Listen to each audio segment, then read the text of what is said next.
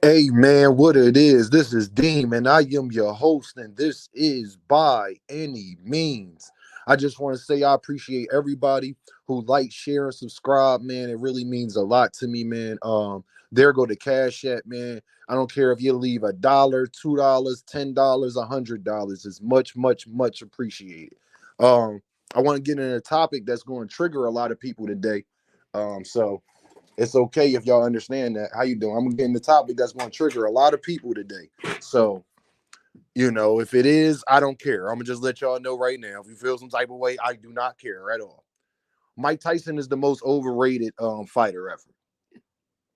I've been wanting to make a topic on this for a long time.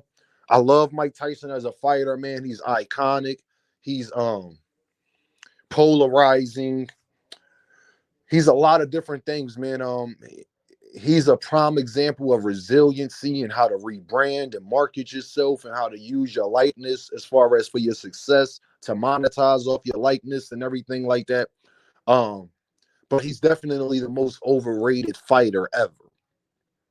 Mike Tyson lost all his major fights, and he's the only guy that we would give that credence to. And it's a shame that other boxers don't get that same leeway that we've given Mike Tyson, but somebody got to say it because it's true.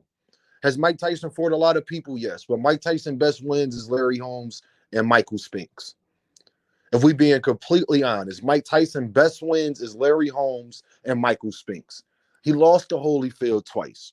He lost to Buster Douglas. He lost to Lennox Lewis. And every time he lost is because his mind was unraveling. Not just he didn't have the physical ability or the skill set to beat these guys. He didn't have the mental to beat these guys. And that's why I say he's one of the most overrated. Because in his boxing game, you have to be mentally strong.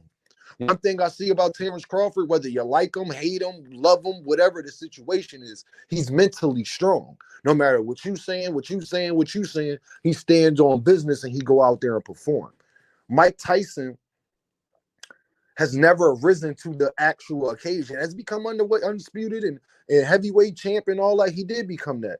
But the guys that he beat for that happened weren't the best guys in the division or anything like that. They may have been champions, but they weren't the best guys in the division. Mike Tyson lost all his major fights that we know him for because the Holyfield fight, the Larry Holmes fight, Lennox Lewis fight, Buster Douglas fight, three of the four main fights that we know him for, he lost. Three of his most popular fights that did well, I'm talking about as far as numbers, viewership, the whole nine, he lost those fights, y'all. He lost and lost badly. It wasn't even like he lost in a fashion where it was like, dag, if Mike just tried harder. No, he lost in a fashion where you could see his mind unraveling. That's what really got me into boxing. Like when Mike Tyson bit his ear off, like as a kid, you went crazy when you saw that. You could not believe what you saw. And I can't say that I'm a real boxing fan and not be honest. Is Mike Tyson one of the most overrated fighters ever? Yes, he is. I am sorry, people. I can't give somebody who, when the spotlight was on him, he didn't perform up to what he was supposed to do. Is he popular? Is he also one of the most polarizing guys ever? Both was equally earned. It's the reason that Holyfield and people like this aren't as popular as him. They haven't worked as hard as him outside of the ring to be as popular as him. They haven't done it they haven't been able to bounce back from financial issues that they have had that Mike Tyson has been able to have. Mike Tyson is definitely resilient. Mike Tyson is the definition of resiliency, if you ask me. That's where he's underrated at. Because I don't think a lot of people can have the life that he's had through all the troubles, turn it around, create good businesses, and become a better person in the midst of doing all of that. Because I guarantee you, Mike Tyson probably making more money now than he was when he was one of the highest paid athletes in the world back in the late 80s and 90s. But I'm not going to lie for the man neither. I can't do it. When I talk about historians, he's not. People say he could beat Ali and all that. How can he beat Ali when he couldn't beat Holyfield or Lennox Lewis? Somebody tell me, please. I'm not sure Mike Tyson could beat Tyson Fury. Don't quote me on that, but I'm not sure about that. It's a lot of heavyweights that I think could beat Mike Tyson. It's a lot of heavyweights I think he also could beat, but I'm talking about we put Mike Tyson up against the best heavyweights to ever live. Two of them he already lost to. Two of them he's already lost to. Does he beat Larry Holmes in his prime? I don't know about that. I'm not sure about that. I think that's another 50-50 fight.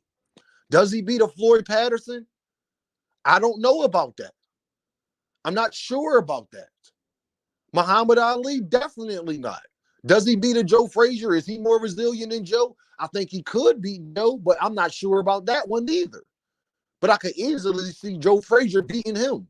I can't say Mike Tyson's better than Joe Frazier. Mike Tyson has not accomplished more than Joe Frazier. Sorry. George Foreman. Mike Tyson has not accomplished more than George Foreman. It's too many heavyweights that I can put over Mike Tyson. And I'm talking about that actually performed better than him in the ring. Is Mike Tyson polarizing? Yes, he is every bit as polarizing as somebody as Jack Johnson was. Mike Tyson is probably the third most polarizing heavyweight ever. Mike Tyson's probably the fifth or sixth, seventh most polarizing boxers ever. You got to put Jack Johnson in there. You got to put Henry Armstrong in there. You got to put Sugar Ray Robinson in there. You got to put Muhammad Ali in there. You got to put Sugar Ray Leonard in there. You got to put Oscar De La Hoya in there, Floyd Mayweather's. So there's people like that definitely you can argue as far as from been as popular as him. But when you're talking about actual accomplishments, the one thing that everybody that I named, they have beat the best guys in their division or guys that people thought was better than them.